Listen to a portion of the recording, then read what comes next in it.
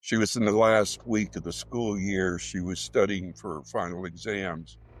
About 2 o'clock in the morning of May 7th, and she was attacked by a serial rapist. She screamed for help during the attack.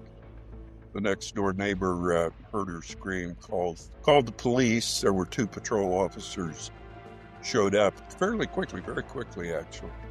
They were on the scene. The neighbors, there were two neighbors actually that reported they had heard a commotion and things going on in Shannon's apartment, but could not convince the officers to break in on her. Welcome back to another episode of Cold Red. I'm Ray Carr, and with me always is Fitz. Fitz, how are you? Ray, I'm doing okay. Good to be with you tonight. Thanks. This season, beginning of season 7, we decided to do something a little different. For the first time in the history of Cold Red, we're dedicating an entire season to a case that Fitz and I had the opportunity to work when we were with the FBI. We're going to have some very interesting guests, but tonight we have two guests. First, we'd like to welcome back Chuck Boyle, who was with the Philadelphia Police Department as a detective in the Philadelphia Homicide Unit. Chuck was a guest on last year's show in one of the most engaging episodes that we had, and he discussed his career at the Philadelphia Police Department. Chuck, it's a pleasure to have you back on the show. Welcome back. Thank you. Nice to be with you guys. We also have Sylvester Schieber, who is a big part of this case. I'm not going to get into much about Mr. Schieber because I'm going to let Mr. Schieber do that. But he's a big reason of why this case is what we're going to be discussing this whole season. He's a big reason for that. So with that said, what the hell am I talking about? Well, thank you, Ray. My daughter Shannon, Vicky, and my daughter Vicky is my wife. Our daughter Shannon was murdered in Philadelphia on May the 7th, 1998. She was a graduate student at the Wharton School at the University of Pennsylvania. She was working on a PhD in risk and insurance and finance. She was in the last week of the school year. She was studying for final exams. About 2 o'clock in the morning of May 7th, and she was attacked by a serial rapist. She screamed for help during the attack. The next door neighbor heard her scream, called the police. There were two patrol officers showed up fairly quickly, very quickly, actually. They were on the scene. The neighbors, there were two neighbors actually that reported they had heard a commotion and things going on in Shannon's apartment, but could not convince the officers to break in on her. And our son, Sean, Shannon's brother, found her the next afternoon. She had been strangled. She'd been raped and strangled by this serial rapist. The case was extremely controversial in a number of dimensions in Philadelphia and exposed some major problems that existed within the police force there. And we'll go into various details about that during the discussion. Chuck and I actually met during the homicide investigation. We were kind of at odds with the city by the time we met, and he wasn't supposed to be talking to me, and they were trying to keep us from talking to them. And it took us a while to finally kick down all of those doors. And recently we got together and started comparing notes.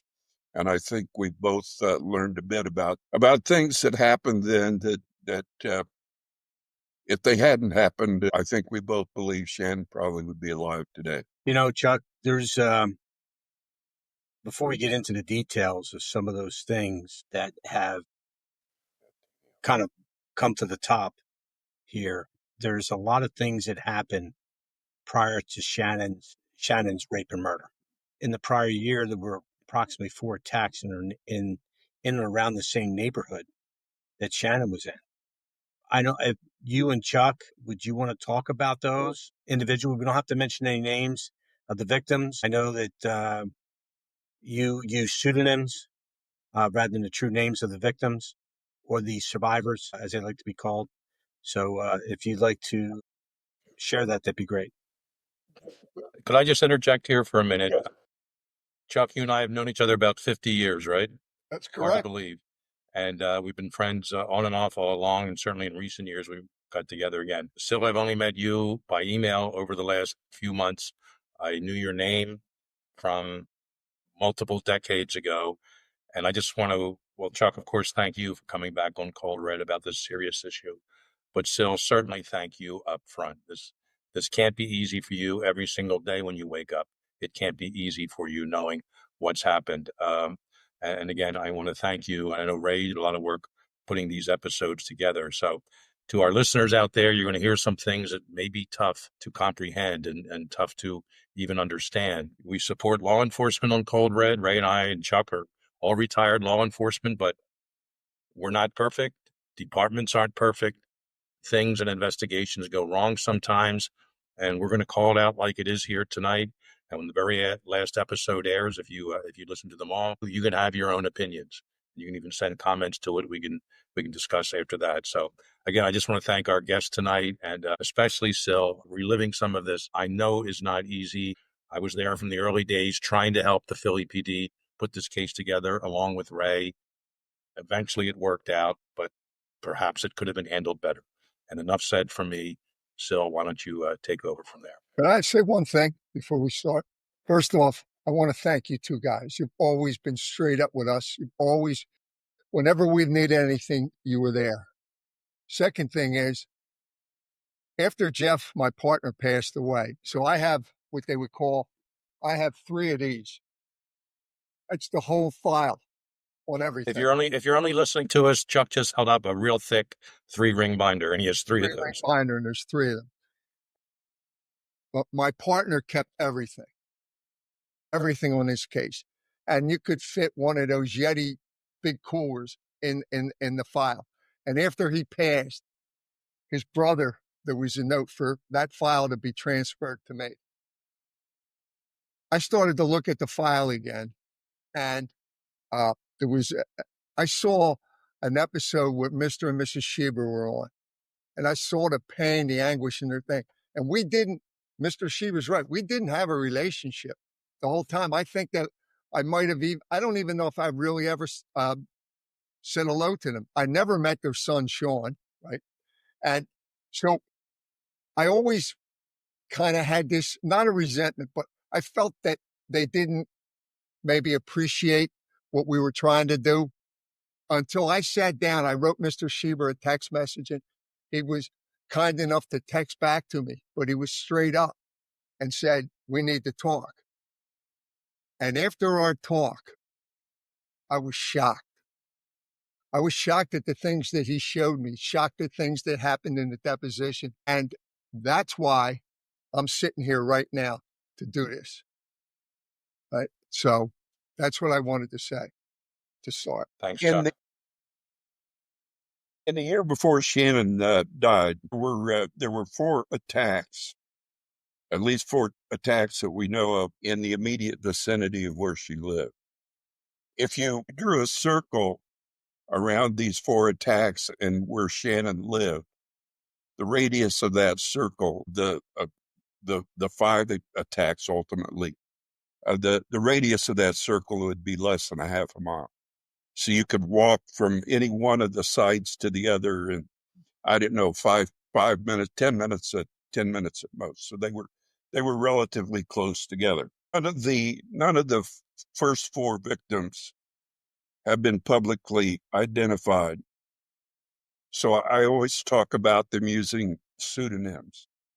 And I've given them each a name. The first one I call Abby, the second one Belle, the third one Cora, and the fourth one Diane. And the A, B, C, D that starts their name is the sequence in which they were attacked. And that's I gave them those names. So as we go through the story, you know where they are in the sequence of the attacks, but the sequence in which they were identified as being victims was very different than the sequence in which they were attacked. And that's kind of important to keep in mind. Abby, the first attack was in June, the 20th of June of 97. Bell was attacked on the 11th of July. Cora was attacked on the 6th of August. And Diane was attacked on the 13th of August. And I'm going to go through and explain each of the cases and explain how they were handled, because it's important. Abby was the first attack. She awoke around 4 a.m. The morning she was attacked with a man on top of her, and he was using a shirt to muffle her screams. He took down his pants and started to fondle her. She actually began to carry on a conversation with him, and actually ultimately talked him out of raping her. When he finally left, she went into the bathroom in her apartment and locked herself in there for an hour or two. She worked for a little small law firm there in Philadelphia, and she was responsible for opening the office each morning. She actually felt responsible enough for her job that rather than calling 911 immediately, she went and opened the office. And after she got the office open, she went back home and then called 911.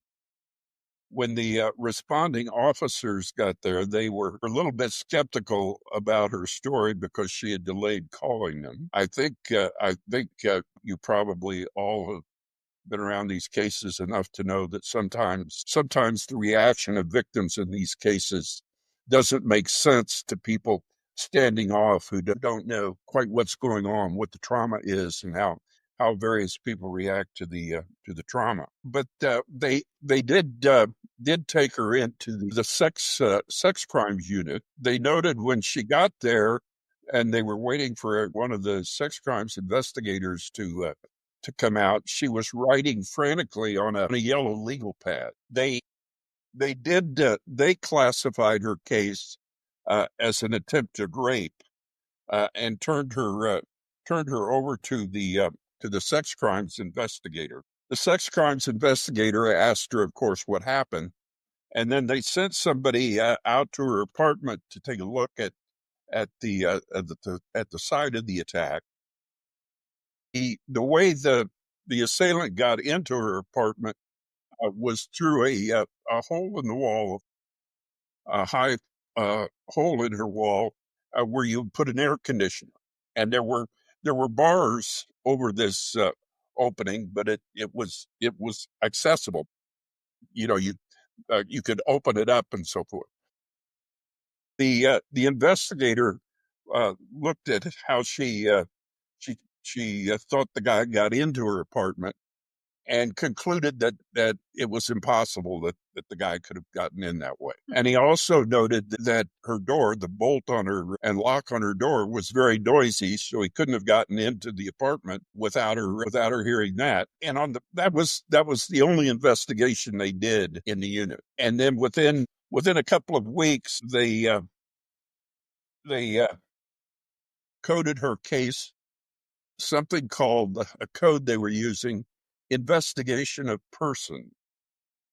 Now, it's a non-crime category. It was a non-criminal category, coding category that they were using.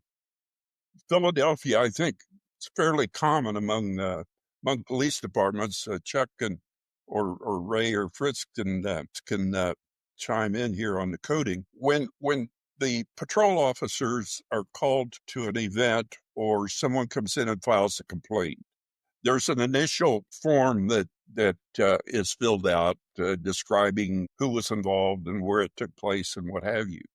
And that usually ends up being reviewed by a corporal or somebody above the patrol officer level, and it's given a crime code. If it seems that it needs additional investigation, then it gets handed off to another group, a group of investigators. And in Philadelphia, there was a group of detectives that handled homicides. Chuck was in that unit. There was a unit that handled sex crimes. There was a group of central detectives that handled various other kinds of crimes.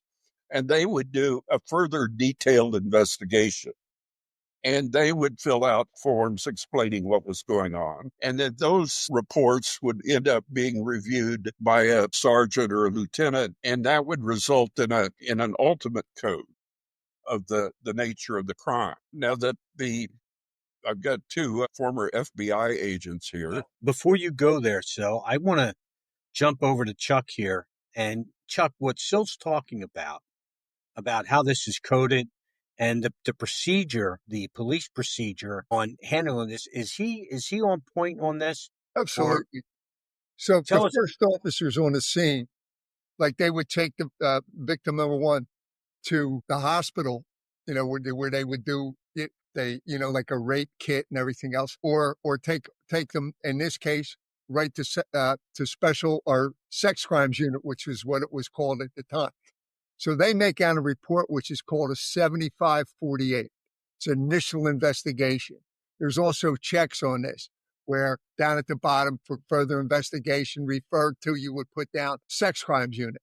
So in this case, they'll tell the officer, leave the classification alone. That's not your job. Your job is only to put in the report. It's a small report, which detectives or investigators make into a larger report, which then becomes like fines, 50, where everything's typed up, interviews are done.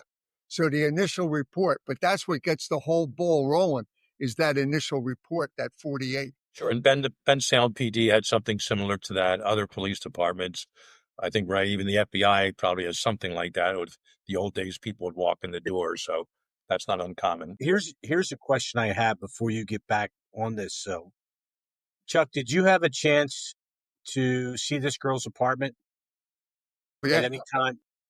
He's not.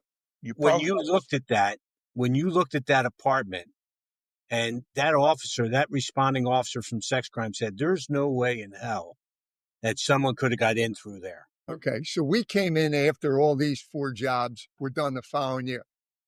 That wasn't even the hardest one to get into. He got into one where where the window, the bars on the window were like this, and he was able to slide underneath. So what's that, about 6 inches, Chuck, give or take? Chuck showing about God, 6, 7 8 inches. inches. I mean, you couldn't believe this. And we went out and examined every crime scene. And is it possible? Damn right it is. Yep, every one of them. He was quite a Houdini. Huh? Oh, and they describe him as that. Thin build, very lanky, very thin waist and everything else. But I'll let Mr. Schieber go on here. Well, this yellow legal tablet that Abby was writing on, what she was doing is she was writing out what happened to her. She was describing her attack. She actually took her tablet back home with her because she got no satisfaction dealing with the officers. She dug through her bed and she found 12 hairs that she scotch taped to this yellow tablet sheet. And she took it back and she gave it to investigators. As far as we know, the handwritten summary was not mentioned in any official police investigation reports until one filed on October 13, 1999. You gotta be kidding me. More than 2 years after she was attacked and 19 months after Shannon was in her grave. So they paid no attention. They paid no attention to her document, to her case, or to the evidence that she turned into. So let me get this straight. So, and Chuck, tell me if I'm off base or whatever. They have a crime scene here, and in this crime scene, the victim finds hairs that are not hers on her bed, and she recovers those hairs. Pubic hairs. Right, she recovers those hairs, and the crime scene detective never called Philly crime scene in to even do a search. Was there any bodily fluid, or we don't know that? No, there was no bodily fluid because she had stated, from what I understand, she stated she wasn't raped, but she took these hairs when she went back and put them, like she actually sketched it to a paper and then turned them into the sex crimes investigator. Now, at this time, you have to understand with sex crimes, there's police officers and detectives that both work in sex crimes. So in this case, it was a detective. And I guess when they, the other detective maybe came back, or the person came back and said, this doesn't make any sense and whatever. When she finally turns that thing in, they put it in a file and it just sits there. I have seen no evidence that, other than going out and looking at this hole in the wall, that they decided nobody could have gotten in that way, that there was no processing of the scene. No, there wasn't. This may be the first case of which I'm ever aware that we have a victim doing her own forensic analysis. I'm seeing it, CSI, in which it sounds like she's done it right too, even with some, very basic, tools, a tape and a piece of paper. Credit to her, well before some of these TV shows were on the air, and certainly podcasts like ours. So credit to her. She worked for a law firm, I know. Credit to her. I'm not sure. I want to hear more about the PD's reaction, but so far it sounds like a ball was dropped. But we continue. Okay, so now we're going to move on to Belle. Belle was attacked in the early morning hours of July the 11th, 1997. She had been out with some friends that evening, or the evening before, actually, before the attack. She got home around 12:15 that morning. She changed into her bed clothes, went to bed. She woke up around 3:20 in the morning. She was naked, laying in her bed. Her bed was all wet. She had trouble getting up. She could barely move. When she finally got to the bathroom, she saw extreme bruising around her neck. And her eyes, you've seen people where the capillaries have broken in the eyes and the whites are all red. Her eyes were all red. She was completely disoriented. She couldn't figure out what to do. She finally decided she was going to call a friend. She went to use her phone. Now we're in the days before cell phones were prevalent, so she was using a landline phone. The phone had been disconnected, so she had to put the phone back together, get the wires back all plugged in, and what have you. And still, to be clear, she didn't disconnect it, or the phone company. No. The offender The line did it. was cut. Yep. Well, he didn't. Apparently, he only unplugged it. Right. He didn't cut the wires, but Unplugged it. so she got through to her friend, and he came over. When he arrived, he was very shaken when he saw her at how bad what condition she was in. He noticed that there was a window open, and he went over and closed the window, for which he got berated later. But he called 911. The log indicates that the officer showed up at 4 a.m. that morning. The first officer who responded noted in his handwritten notes for reference later that Belle was initially quite hysterical, claiming she had been sexually assaulted. He was shocked by the extent of her injuries and immediately directed one of the other responding officers to get her to the hospital. And they took both her and the friend to the hospital. She would later tell me that there were at least 4 officers who responded early that morning. And one of those officers, I'm going to identify, again using a pseudonym, I'm going to identify him as Officer Number 1. So kind of keep that in the back of your mind. After arriving at the hospital at 4:30 a.m., she was first treated in the emergency room. She received a CAT scan of her neck, X-rays of her sternum and cervical and spinal areas, which were all tender. Tests were done. These tests were all done, suggesting that she was pretty badly injured. I mean, you're not going to typically get an MRI unless you possibly have some pretty serious things going on. She was admitted to the hospital for overnight observation to keep her on oxygen until some of the swelling in her throat subsided. In the dismissal from the emergency room unit, the diagnosis form indicated that Belle had been diagnosed as a victim of an attempted strangulation. At 7 o'clock that morning, 6:58, in the middle of all these tests, a police officer from the sex crimes unit showed up to interview Belle. Her first question was, "Can you tell me what happened?" Um, by that time, Belle's recollection was getting fuzzy. She indicated she'd been out with friends the evening before.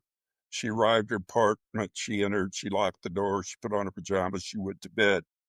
She said, "When I woke up, I was naked. My clothes were on the floor in the bathroom. I couldn't tell you if someone had sex with me or not.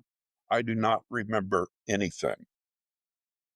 The officer again asked what she remembered, and again, Belle said, "I just really don't remember. I don't remember what happened." So, inability to remember in these cases, I think, is fairly common. And I think this has been known certainly by researchers for at least a century, going all the way back to Freud. Freud did some research on women who were sexually abused, and frequently they just couldn't recall the details of the abuse was going on. And I would think in a large police department that people who are investigating sex crimes almost certainly have to be aware of the nature of this reaction in many of the cases. But it was not just her memory that the police had at their access in terms of investigating her case. It was pretty clear to the naked eye that she just had the hell beat out of her. The first patrol officer was shocked by what he was looking at. Um, they also had her developed a rape kit, so they were developing forensic evidence. They also collected the clothes that she had worn to the underwear that Belle wore to the hospital, and the rape kit were collected by the sex crimes officer who came in and did the interview there at 7:00 that morning. And we've got the property receipts. They were submitted to the police lab on July 20th. So they did not go to the lab until 11 days after or 9 days after the attack. The lab, of course, was asked to test for semen, for blood, for all of the sorts of things that you would use in an evidentiary process in a case like this. The hospital emergency room logs indicate that by 8:10 that morning, she was back in the emergency room, and she was being interviewed again by two different police officers, a sergeant and a detective from the Central Detectives Unit. During their interview with Belle, the detective and sergeant told her that the sex crimes investigator she had spoken to earlier that morning had handed her case off to them since, and I'm quoting, "this was not a sex crime."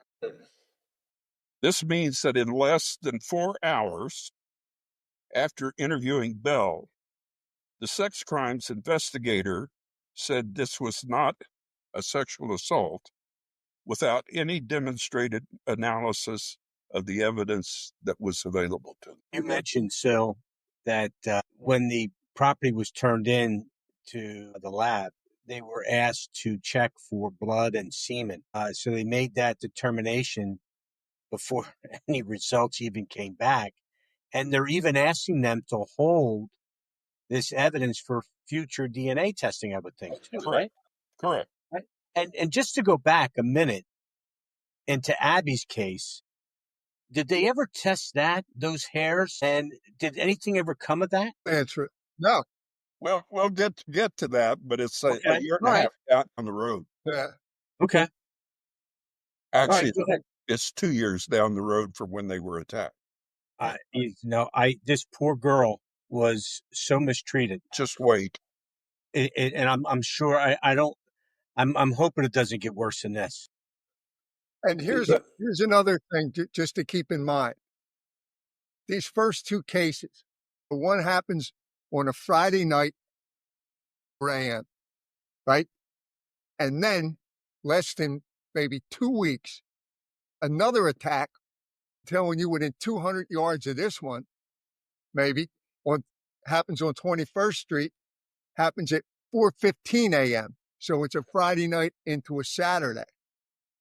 I'm not a brain surgeon, but you have two jobs that happen in that end because the first one was coded investigation of premise or investigation of person. If you don't put down, on the property receipts for that thing to be tested because there's no crime, they won't test it. Well, let me ask you this before you go. So, what the hell's the difference, Chuck, if you can, for our audience, the investigation of a person and a sex crime? Is there a difference there? What's the difference? One is a type 1 crime. Yeah. The other is just like the Investigation of 48. person is let's go whistle in the park. Yeah. It's a non-crime. It's an investigation of person, investigation of premise. Means it's just a report. So-and-so, and then stated someone came. It's just a non-crime. So that's Abby's crime. Abby's crime is investigation of a person. Right. This Right. one here goes from a sex crime to a burglary Well, to let's he'll wait. explain. Let's wait. Can I just ask one question, playing Yes. devil's advocate? And I'm not creating defense for Go ahead. anyone That's what here. we're here. No, go ahead. All right. I just, either Abby or Belle, did the police think either they were, or was it the perception that perhaps they had been drinking the night before? Did Well, alcohol intake have There anything was to do with that? definitely a perception that it was explained to me later that Belle had been out and probably was drunk and probably came home with her boyfriend or somebody she met. And they either got in a fight or they had rough sex or something. If you're beaten up badly enough that you have to be held in the hospital for a day and a half, nobody should dismiss it as she had too much to drink. I'm sorry. I agree. 100% agree. I couldn't agree more. Other than what I was told, I don't know of any other evidence that she went home drunk that night. Jim, right. You were both police officers, right? We all started out patrol cars and everything else, right? And investigators. If you thought that it was her boyfriend that may have assaulted her, what's your boyfriend's name? Let's bring him in. Let's talk to him. Let's find out what happened, right? There you go with that brain surgeon stuff again. There So- you are, the brain surgeon. Look at that. So You're a brain surgeon, Chuck, and you didn't even know it. just the more They did talk to a fellow who was with them that night. But other than talking to that one fellow, I have never seen or heard any evidence that there was any other investigation of particular individuals who might have been involved in beating her up to the point that she had to go to the hospital. Did they ever ask? Did they ever ask herself? Did they ever say, were you with anybody? Did they interview a friend to say, she with anybody? They asked her who the group was they were with that night, and they talked to 2 or 3 of those people. Well, that should be a big, big signal there that, hey, she didn't go home with anybody. She went home with us, one or the other. all these girls lived alone too, by the way. Now, the officers from Central Detectives did send a squad over to process the scene. Okay, so they were at least investigating the scene. Anyway, as they were finishing their interview with Belle, the sergeant gave her his card and he said, when you get out of the hospital and you feel like it, come in and we'll take a full statement and we'll proceed from there. She ended up in the hospital for 30 hours. The doctors were concerned that her injuries from the strangulation might result in swelling in her throat and she would not be able to breathe properly and so forth. That's why they kept her. On August the 14th, the investigator in the sex crimes unit, who had gone and interviewed her early that morning, classified her case investigation of person. The officer summarized the results in her investigation report, stating that she interviewed Belle at the hospital. She reported that she'd been out the previous night. She woke around 4 a.m., discovered she was naked, had bruising on her neck, and observed her eyes were bloodshot and bruised. The complainant stated that she did observe her front window was open, and that was the end of the report done by the investigator in sex crime. By the way, her eyes weren't red or whatever. She had petechia. You were petechia. From And strangulation. anybody that's ever been in that kind of business knows exactly what that is. Absolutely. I mean, Absolutely. that's like the red flare going up. So on August the 14th, sex crimes classified this investigation of person. On August the 15th, Central Detectives classified it as a burglary. On August the 20th, the police department's crime lab issued a report on Bell's underwear that the sex crimes investigator had dropped off 9 days after the attack. The summation of the results indicated the item of a pair of white panties. Tests for seminal stains containing sperm were positive. Tests for human blood were positive. We've never seen any indication of testing or results from the rape kit, so I don't know what happened to the rape kit, but they clearly had testable evidence on the underwear. It's hard for me to believe that there was anyone in the Philadelphia Police Department lab or the sex crimes unit who didn't know that finding of sperm on a crime scene evidence suggested that there was some sort of sexual activity had gone on there. I mean, it didn't take a brain scientist to figure that one out. But in this case, when the evidence is submitted, it's given to special victim or not special victim, sex crimes, because that's what it was called. Let's be straight about that. It was sex crimes. That evidence is turned in to the lab.